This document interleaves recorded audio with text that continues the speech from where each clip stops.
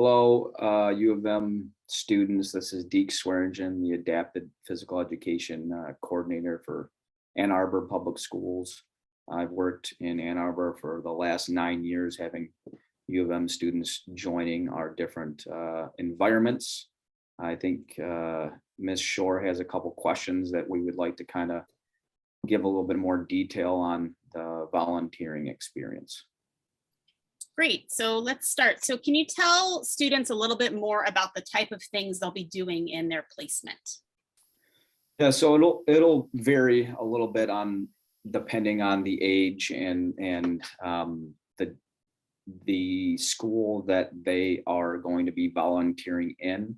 But you will see some of the populations that are going to go into a fitness center and work with machines and a exercise physiology standpoint. You will see numerous environments in the gymnasium that are working on maybe different sporting units or really kind of individualizing on specific skills. You might even see the TGMD3 that Dale Ulrich created at U of M being assessed in the different environments, especially at the elementary and maybe early middle school stage. We work a little bit with Brockport fitness assessment that you might get engaged with.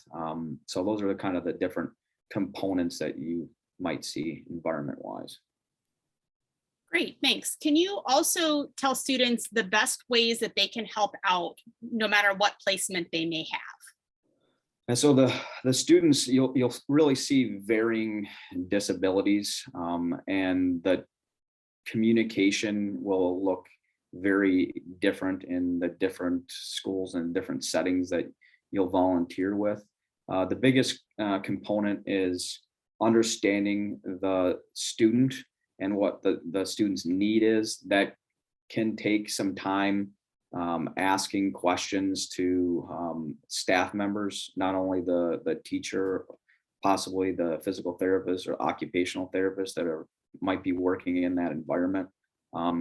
Trying to build that bond between the student and the volunteer is really important. Excellent.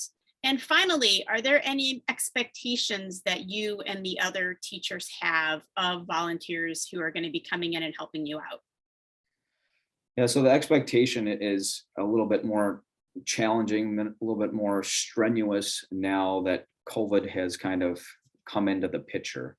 In the past with Dr. Ulrich, it was easily manageable as far as communication, and things have changed a little bit on universal masking and the how long that we have to quarantine for in this type of scenario. The best number one suggestion that I would have, and I'm seeing pretty much all the environments, is that just communicating when you're not going to be there. You don't understand the impact that you have on some of the students, the bonds that you make in such a short period of time.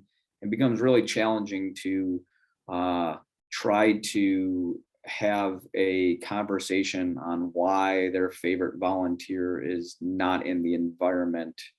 The child that has a cognitive impairment wondering where you might be, do you have COVID? That becomes pretty challenging on our shoulders. And if we can just do a good job of that communication immediately, that would help solve a lot of the issues.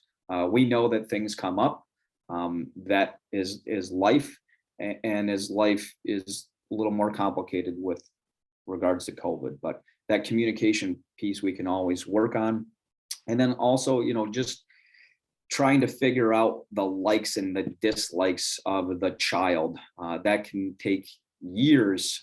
So you will have to come into the environment with an open mind and be ready to learn, because they're going to be your best teacher, the student.